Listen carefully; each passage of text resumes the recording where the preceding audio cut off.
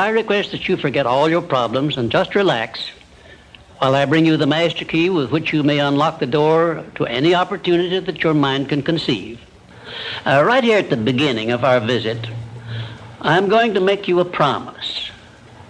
If you will decide definitely what you want most during your entire lifetime and write it down on paper so that I can read it, I will give you the master key with which you may open the door to the attainment of your desires, whatever they may be.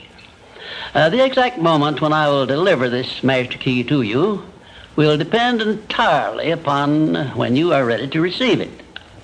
This is the first of 13 messages that I will deliver to you. Now, in each message, I will describe the master key in terms that you will understand, if you are ready to understand. And now I shall give you the first cue as to the nature of the great master key which has been responsible for all the great successes in every calling, in every part of the world. Please listen carefully to what I have to say, because you may discover the secret of the master key in this first visit. You may get your first cue as to the nature of the great master key when I tell you that psychologists have discovered a natural law which is the very foundation of all personal successes. And I can describe it to you in one short sentence so you can understand it. Whatever the mind can conceive and believe, the mind can achieve. Isn't that a profound statement? You will notice that it says nothing about the need for education, but simply that whatever your mind can conceive and believe, your mind can achieve. Now, if you want evidence that the mind can achieve whatever the mind can conceive without the benefit of formal education, you only have to remember that Thomas A. Edison conceived the idea of becoming an inventor and lived to become the world's greatest scientist in the field of invention with only 3 months of common school education. When I first heard Andrew Carnegie describe this natural law which makes it possible for you and I and everyone else to write his own price tag in life and attain it, I became so enthused over it that I began to search for the power back of it, and my curiosity led me finally to the discovery of the master key, which I shall reveal to you if you are ready to receive it. My search led me to the study of the spiritual forces with which all of us are blessed. And it was in this field that I came upon a clue which has enabled me to help millions of people to find their earthly destinies.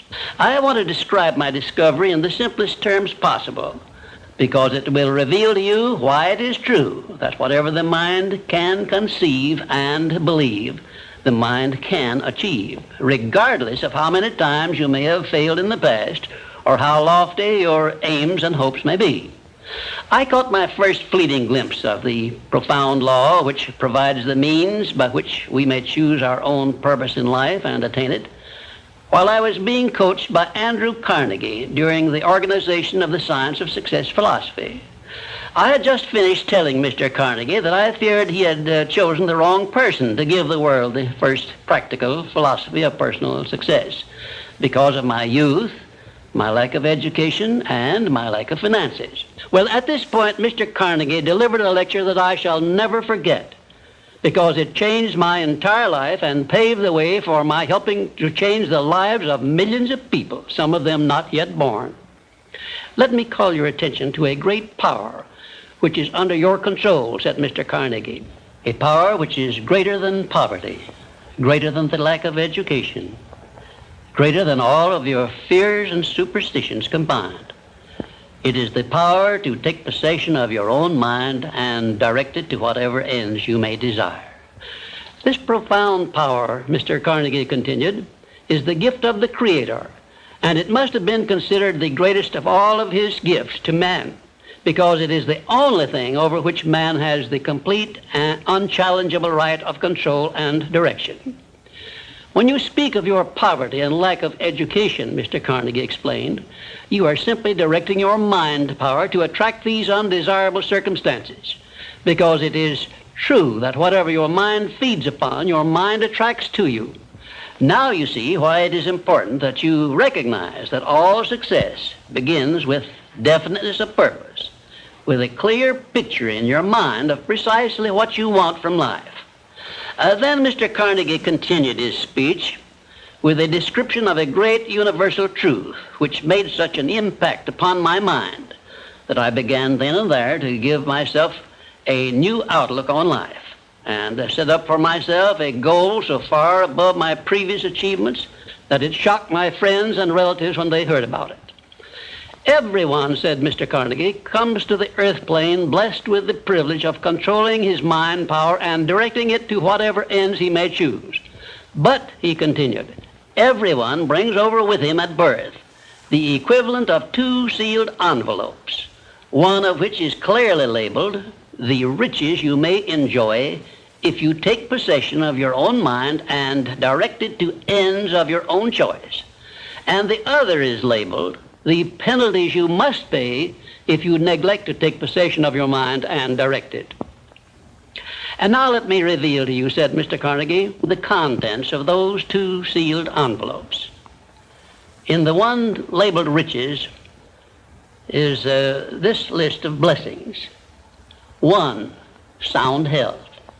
2, peace of mind. 3, a labor of love of your own choice. 4, freedom from fear and worry. 5, a positive mental attitude. 6, material riches of your own choice and quantity. In the sealed envelope labeled penalties, Mr. Carnegie continued, is this list of the prices one must pay for neglecting to take possession of his own mind. 1, ill health. 2, fear and worry. 3, indecision and doubt. 4, frustration and discouragement throughout life. 5, poverty and want. 6, and a whole flock of evils consisting of envy, greed, jealousy, anger, hatred, and superstition. Now, my mission in life is to help you and everyone who needs my help to open up and use the contents of the sealed envelope labeled riches. And the starting point from which you must take off if you wish to write your own ticket from here on out for the remainder of your life, I will describe for you in these simple instructions. 1, procure a neat pocket-sized notebook, or something on the order of this one here, loose leaf affair. And on page 1, write down a clear description of your major desire in life, the one circumstance or position or thing which you will be willing to accept as your idea of success. And remember before you begin writing that your only limitations are those which you set up in your own mind or permit others to set up for you. And 2, on page 2 of your notebook, write down a clear statement of precisely what you intend to give in return for that which you desire from life. And then start in right where you stand now to begin giving. And 3, memorize both of your statements, what you desire and what you intend to give in return for it, and repeat them at least 12 times daily. And always end your statements with this expression of gratitude for the blessings with which you were gifted at birth. I ask not, O divine providence, for more riches, but more wisdom with which to accept and use wisely the riches I received at birth in the form of the power to control and direct my mind to whatever ends I desire.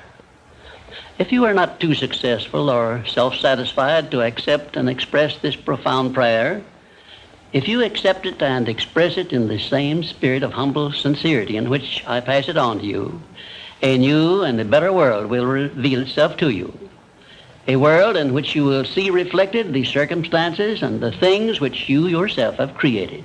Next, I will give you a description of the second principle of success, through the application of which you may make use of the education and experience of other people and get the necessary help you may need in attaining your definite major purpose in life. And now let me close this, our first visit, with my favorite expression of gratitude. O divine providence, I ask not for more riches, but more wisdom with which to make wiser use of the riches you gave me at birth, consisting in the power to control and direct my own mind to whatever ends I desire. We come now to the second of the seven